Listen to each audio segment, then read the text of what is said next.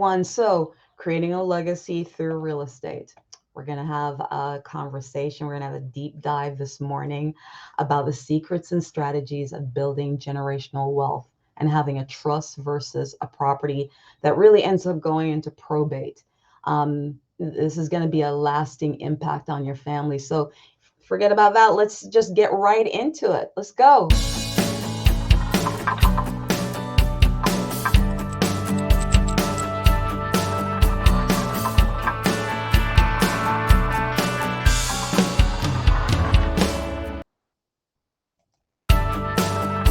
Good morning, everyone. So, big topic today. Paula Madison Sierra, Power Marketing SF, and the host of 10 at 10 this morning. And something I'm going to be just open about it because I'm just appreciative that this man is on the show. Clarence Chavis, trust and probate realtor, Trust Property USA. He's agreed to come in and just really share with us his knowledge about what families go through during this time. Clarence, thank you so much for being on the show. Good morning. Good How are morning. you? I'm doing good, Paula. Thank you. Thanks for having me. Oh, definitely, most definitely. And the sad part, I realize that families, big and small, families economically established and small, go through the same problem. You go through things and you realize that there's been no planning, on this end of it. And a lot of folks have real estate here, maybe real estate there, and have lost things. So I'm really excited for you to add some knowledge here. But let me ask you a question. All right. First of all, what motivated you to pursue not just real estate, but real estate as a trust and probate realtor? That is so specific. Talk to me, sir. Definitely. Thanks for asking that question, by the way. What really I spent years working in corporate America, and but there was always a part of me that wanted to get involved in real estate, more of a full-time level. And as I delved into that, I realized I wanted to be more than just the typical realtor that works with clients to help buy and sell homes or buy and sell properties. Obviously nothing wrong with that. But with the trust and working with properties that are in a trust or working with properties that are in probate, it's really a specialized niche where you really have an opportunity to help a family reach their goals or help a family reach their end goals. A lot of times by the time I get to it, it's gone through a long-term process, whether good or not good. And I'm helping them achieve what the family actually wants to do. Yeah. And I find a little bit more touching for me to do that, a little Yeah. bit more of a greater impact for me to do that. And it's something that I've come to enjoy. Yeah, I can imagine. Let me ask you a bigger question though, because you're probably seeing this quite a lot. I'm going to give you a statement. Okay. Having a conversation about death and planning. Yeah. That's got to be the heavier side of this. Talk to me. I love to hear your comments on that. That's a major one. And it's like you said in the intro, whether you're a family that has a lot of money or whether you're a family that does not, not planning for it has a lot of ramifications, a lot of issues towards the end. As a family, it's difficult to have to sit here and discuss what happens if someone passes away. What happens if grandma passes away? What happens if your parents pass away? Or if you're a parent, what happens if you pass away? What's going to happen to your property as you move forward? And many of us, especially in our community, um, there's a lack of planning, unfortunately, and it's wait until it happens, or we're not going to discuss it now. Yeah. Yeah. But making those plans up front, I I can't tell you the time you'll save. I can't tell you the money you'll save, and a lot of the grief that you save when it's already written down in the trust, so that every family member knows step by step what are the things that you need to do. It's something that you might say, well, hey, I'm gonna put off the later. I'll worry about that when I'm older. Mm. But the earlier you put it together, the earlier that peace of mind is taken care Absolutely. You know, a friend of mine recently, or and really they're young parents. I mean, they're in their early 70s, of. Hmm. and they did a thing called, they're just retired, so they did a thing called Swedish cleaning, where they literally just got rid of a whole bunch of stuff. They're like, you know, we want to enjoy our beautiful home, but we also want to organize all our stuff. So if anything happens, the kids already know this is all the important papers, this Hmm. is what we want to do, this, you know, and they were like, you know, we're doing this for our kids actually, because we had to deal with that when our parents died. Like, where are the papers? Where's this house located? Hmm. You know, so they've done the right thing by investing in real estate. Fantastic. But where's the property documents? You know, so no, absolutely. And What and what are the significant hurdles that someone would have to do to plan for some, I mean, real estate legacy sounds so tremendously large, but how can someone get started? well, Wow. one thing I want to touch on real quick is that by not planning, you create a burden for the next generation as in terms of what to do. And you may have different siblings who have different ideas, and you may not get along. You may not, it creates more stress than what could be out there. There's always one crazy sibling. There's always one. Yeah, there's always one that's they want the money now, or somebody wants to sell, or somebody said they said I could have this. You those type of arguments, and just pre-planning just puts all of that at ease. Well, it may not put all of it at ease, but at least gives a direction to say, hey, this is what they wanted, Yeah, or this is what you wanted. yeah. But some of the key steps to get involved: number one, um, set up a living trust. A I mean, living trust? it's a living trust. Okay. I mean, a will is one thing, but a living trust is a document that details your property, details ownership, things that you own, that really identifies what it is and what you want done with it. It also identifies who would take over as in terms of responsibilities or as in terms of direction in regards to your passing. Another thing now related to real estate is a healthcare directive, where if something happens to you, you want to make sure that somebody can speak on your behalf if you're not able to speak for yourself, and you can go to your medical doctor for that. So that's another thing. Yeah. But in regards to the living trust, you want to make sure you have that document so that it's spelled out how you want things taken care of if something happens to you. You appoint somebody, within the family, friend, or what have you, to have those directives in regards to what are the next steps, so that that burden is not happening when there's no plan at all. Yeah. Yeah. Generally, a good place to start is with an estate attorney. They can provide the documents.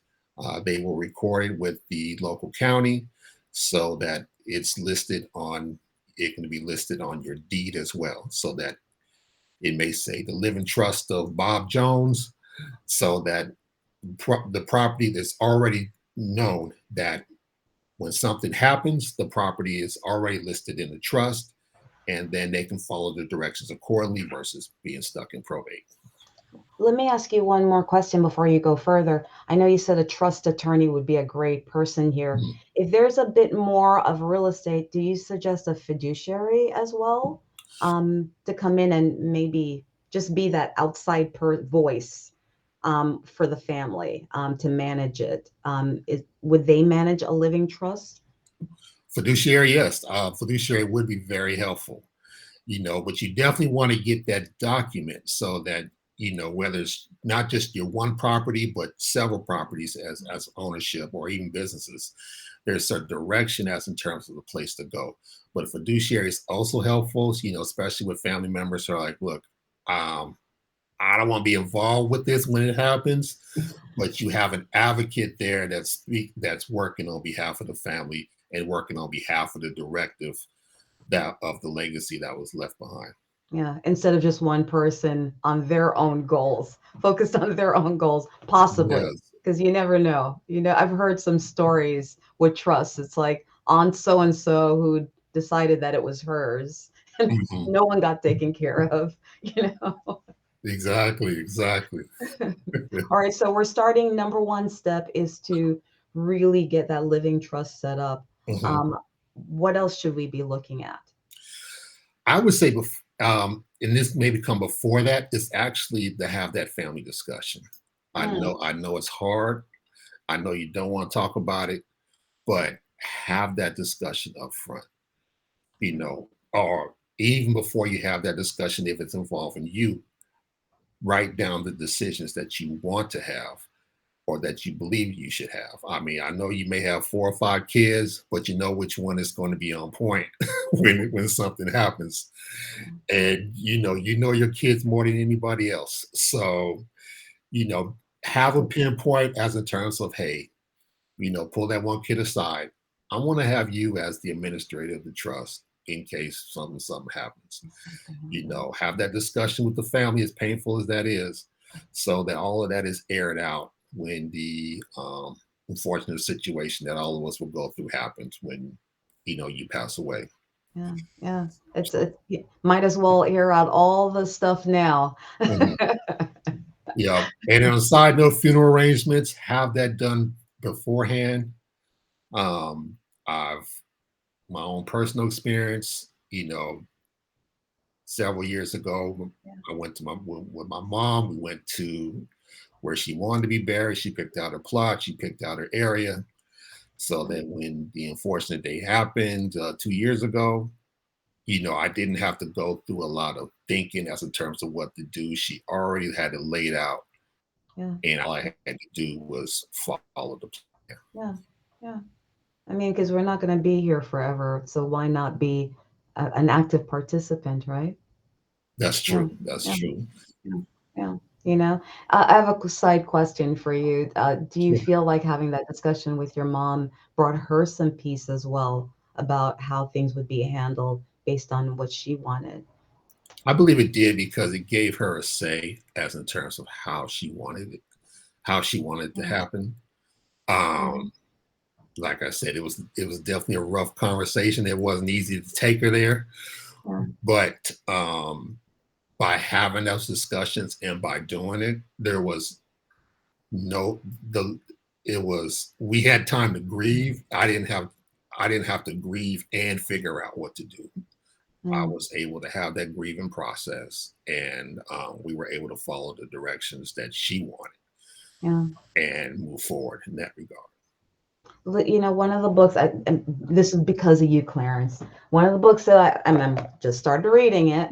I'm not doing a promo. I'm not getting any money from these guys. But what would the Rockefellers do? You Mhm. know, and one of the things on family discussions, their thought was to include everyone early, everyone, little kids. Everybody needs to hear. Not that the kids are getting a say so. You're Right. just sitting there and letting grown folks have a conversation, but just to be part so that they can hear. Because if the trust is done right, eventually they're going to be part of it as well. And so I don't know, that's the ideal, right, of what we would all want to model.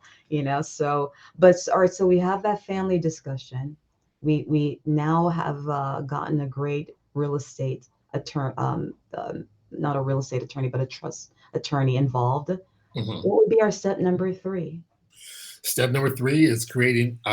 Actually, I went backwards, but step number three, in that regard, would be creating the document itself, the trust for the estate, and that would be bullet points, outlined, and that would be recorded on the property or recorded within the local county, so that if when the unfortunate happens, somebody wants to say, well, hey, nothing was planned, what's going on? You can say, nope, there's a document There's that's a already document. there, and it's tied to the property, and it's tied to the possessions, and so the administrator or whoever was deemed can move forward as planned. I'm also hearing organization of documentation, because like I said, I'm going through it with a friend right now, and they're Mhm, like, parents did a great job at investing in real estate. Bravo. mhm. There are properties that we don't even know the documentation or where things are. Fear that maybe one of them have gone into probate instead. You know what I mean? So it sounds like that should be a big part of it as well, huh? I would call that Maybe. step 4 as in terms of, Oh, okay. That did as I just? All right, go ahead, no, Clarence. you doing it. So step 4 is updated it because as time goes on, you may buy a property, you may sell a property, make sure that you're keeping in contact with, your state attorney, make sure that that's documents are in there. And a lot of things that kind of has people hesitate is in terms of, well, I don't know if I want to pay up front to do that. The thing is that you either gonna pay now or you're gonna pay a lot more later. Yeah, because it only gets more expensive, right? Yeah, it gets Yeah, more good expensive, point. Yeah.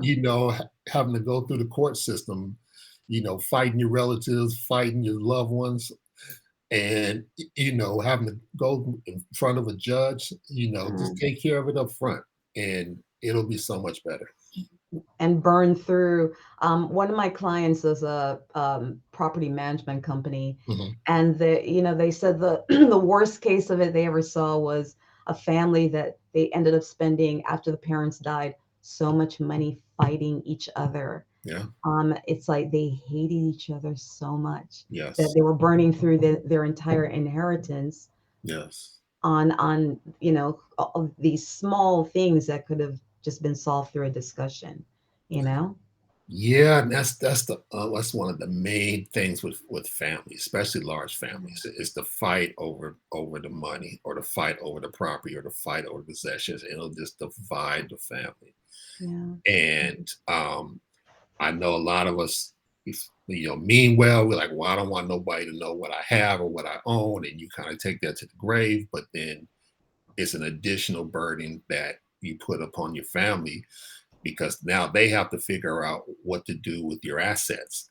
So it's frustrating. I mean, I've seen in this business where a daughter was actually suing the mother Mm. who was trying to sell the property, but she was suing to try to claim her quote unquote rightful share of what she thought was hers. So you have these things. So that's why you know, is a trust is helpful as in terms of spelling out the instructions. And, it's not going to eliminate all family issues or problems, but at least provides a directive. Yeah, I love it, you know. Any other tips for us?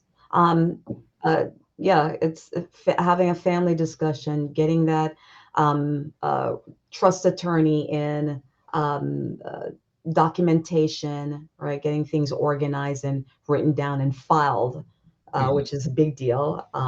The living will, the will as well, just mhm. saying this is what the health mandate. I'm sorry, laying that out as well, just in case you're Yeah, not dead, you're just incapacitated, whether long or short term. the healthcare directive, definitely through your medical doctor or through your health insurance, definitely reach out and look for a healthcare directive that you can fill out so that that's in place. So I know a lot of the folks within our networking sphere will understand this, but on a day to day, just business owners running their businesses, maybe not doing all the things for a long term legacy that they should. Can you explain to me having a trust versus having a property that ends up going into probate? What difference does it make? It's our family's property. Um, does it really matter? Can you talk to me about that and educate the listeners? Sure. The short answer would be the trust will significantly help you avoid the court. Property that's in probate where we've seen a lot of our entertainers and athletes who passed away Yeah. who didn't have a plan and the property went into probate and you have families fighting over what's going on. The problem with probate, and it definitely depends on the area, And for me, I'm speaking of Northern California. Yeah. Your property can be in the property in question could be in court for at least 9 months or up to Mm, 9 months. yeah. Yeah. And in a lot of these counties, you have to go before a probate judge. And the probate judges, a lot of counties may only have one or two, and your case may be you have to wait until they can get to you. Yeah. So your property is stuck for a long time. And if Well, there's a mortgage on it, who's going to pay the mortgage? Who's going to pay who's going to pay the electric bill, light bill, the water bill? Who's and going you're to keep developing up? other Who's going to problems, right? maintain? Yeah. I mean, if it's vacant, you may have to worry about squatters. If you got Oh, a wow. family member in there that's living free and you want them out, that delays that process. So So you have a lot of issues there. explain to me what happens why does like, okay, so we have a trust, but why would it have to go into probate? Is it a tax issue? What, why do we have to go before a judge? Well, you go before a judge because there's technically no plan in place when the homeowner or the person on the title passes away. There's no plan. There's no succession, I should say. There's no what next. This person died. Yeah. Yeah. So there has to be a decision to make as in terms of who is the administrator or who claims the ownership to move forward to make a Yeah. decision of what they want to do with the property. Whether they want to maintain it, whether they want to sell it, whether they want to, fix it up or whatever they want to do. Who has the authority to do that now that the person on the loan or on the titles, I should say, passed away? Uh, Clarence, could the city that you're in or county, could they take the property? They could take the property if, say, taxes aren't paid on the property. Say if there's code enforcement violations where it's not upkeep. Let's say the weeds are growing and the city has sent letters after letters. They can help. In a lot of cases, they can move forward and pursue action to take the property. If the mortgage is not paid, they can move forward in the foreclosure proceedings. Wow. Wow. And these are some of the situations that I face as a probate and trust realtor, and we've successfully helped families get out of those situations. So, actually, you just set it up perfectly for me. So I'm going to catch a ball, put it in my pocket, and ask you, how does a trust and probate realtor help in this situation? What are some of the strategies that you're implementing as you come in to work with a family? I mean, hopefully they have a trust and everything's beautiful, but I know sometimes it ends up in probate as well. Tell me about your role. I want to hear about how someone like you would help. Oh, okay. Well, someone like me would help was as in terms of if it's in a trust or was in a probate would be we'd find out who is in charge of the property now that the person has passed away.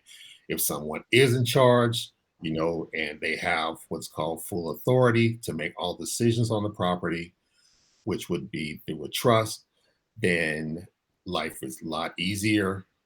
Yeah. As an agent, I can go in and if they want to sell the property, sell the property. Um, if the property is in probate, then we work with the probate attorney to determine who has administrative rights. And we work through the attorney as in terms of what the things that they want to see on, the document through their documentation and through their say so as in terms of when is it okay to sell the property with the obviously the administrator's backing and approval. Okay. Some of the special things that we do as trust properties is we put our own money into the property, especially if a family doesn't Mm. have the money to fix it up in case they want to. And we put our own money in to rehab the property so that when they sell it, they collect all the additional funds at the point of sale. So, Oh, okay. so we don't charge any points, fees, or we don't charge anything like that. The only money we make is off the real estate commission, which Oh, is wow. a Which tip, is which is a typical that a typical realtor would make. Which is a big deal because the family's going through a lot at that moment too. So to come in and taking that burden off. Is your company a national company? Our company, yes, we are located throughout California. Originally started in Southern California, but we're all throughout California in the Bay Area, in North Bay, Sacramento, which is my area. And we are also located in South Florida as well. Okay, all right. So two opposite ends of the Two opposite country. ends of the spectrum and rapidly expanding, I should say. And the West Coast end, can you do Arizona, Washington? Can you do other states as well? Or is it just specific to California? Specific to California, we obviously have realtor friends across the country. We can do referrals. So we can definitely, if it's a family in our area that has property in Arizona, we can definitely assist in that regard as well. Okay, all right. And the same for your Florida end as well, Same for the Florida. doing there. Okay, all right. That's correct. Any advice that you could give to someone who is in the middle of it right now? It's like I'm going to use a friend of mine. You know who you are, because I know you said you were going to be listening. Where there are a ton of properties like out there, and you have that one sibling who is trying to get everything in order, tracking things down, and they're doing it by themselves. Any advice that you can give to them? They're open to people like yourself, but I think of course, for the most part, wonderful specialization like yours. I don't think a lot of people even know that a Clarence exists. You know, so any advice that you could give to folks like that are going through it? Yeah, definitely reach out to an agent that does specialize in the probate and trust estates. They have a lot of resources that helps you in regards to organization.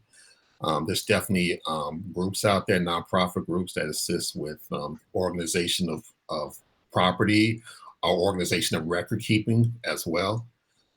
There are groups that work with fiduciaries that assist with property management as well. I know it's a tough situation, especially when you're like the one person in the family trying to get everything organized and you got siblings that aren't trying to help, or you got siblings that got their own personal agendas and you're out here trying to figure it out.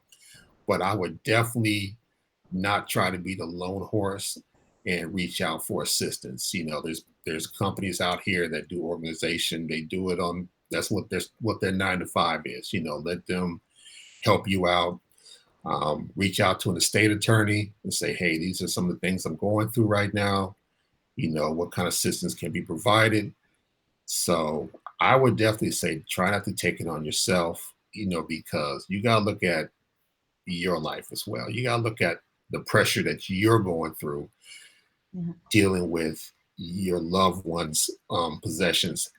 And a lot of times that stress, that's falling on you and that's falling on your immediate family as well. So you got to take care of your own well-being and your own personal by reaching out and looking for additional resources as well. The a couple of things that I heard from you as well, on said things were the professions that really you need to just kind of, if you are going to be that person, plans the legacy. It's like, I'm hearing the show, the family has real, we should have that conversation based on what Clarence just said. And that Um, one, oh, I'm sorry, go ahead. no, yeah, just that conversation that you should have. I'm hearing that a real estate attorney should also be part of the mix as well. Because if Definitely, you're actively going to be doing it, right? And of definitely. course, a trust attorney that can work actively with them, and a realtor who can work actively with them. To me, those three, and of course, state by state, I know it's different. You don't always need a real estate attorney, Mhm. but it just sounds like those are definitely three pivotal professions that need to be part of it.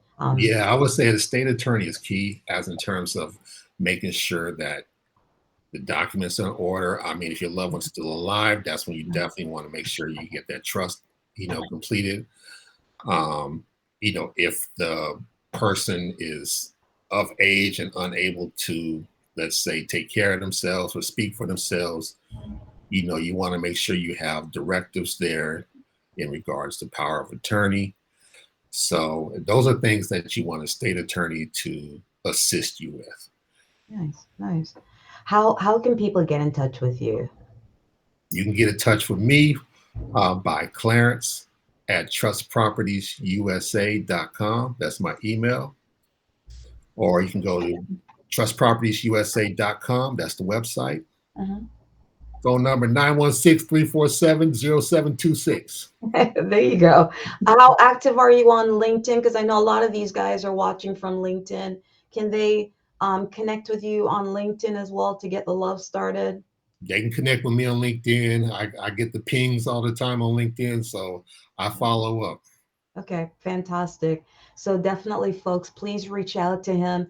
You know, we're in a different economic end right now, right, Clarence? I mean, things are just changing. You can't just have those things sitting there and not actively think about them. These are hard conversations, but after just going through COVID and seeing families who've lost folks, Mhm. I think it's important to have these very open conversations to lighten up the family, I think.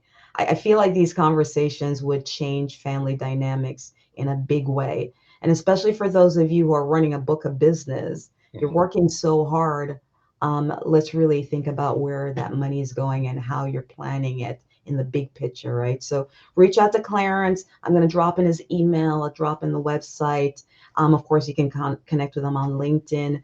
Thank you so much. And of course, our continued mission is always to continue to introduce you to folks like Clarence and other experts to just up level you. You know, we're a hive mind. We don't all know everything. And this is where we share, get inspired, be able to tap into someone like Clarence and the other guests. And of course, I inspire you by keeping you mindful of your personal brand and building your business. We here every Thursday, 10 a.m. We are live. This was not pre recorded and perfect and pretty. Um, on LinkedIn every week. And of course, you come in, our header becomes a screen. So that's where it is when you see us every week. And I want to close up with this quote from Andrew Carnegie, which is 90% of all millionaires become so by owning real estate. And I'm going to add that for our talk today, Clarence, which is and keeping it. Yes, keeping Keeping it. it. Don't let the city take your hard-earned property, you know. Thank you so much for being on the show, Clarence. I appreciate the information today. Thank you so much. And by the way, does your company have a newsletter or anything like that that people can tap into and sign up for, get more information? Outside of the website, you can follow me, and I think that's something we're looking into in the future, a Okay, newsletter. nice. Okay, perfect. You know, thank you so much for you guys, especially you guys are going to be watching this on the replay. You guys are amazing. Stay strong, keep moving forward, and as always, take care of yourself. And I'm going to steal one from Lester Oles and each other. Take care. Have a great rest of the day. Bye, everyone. Bye bye.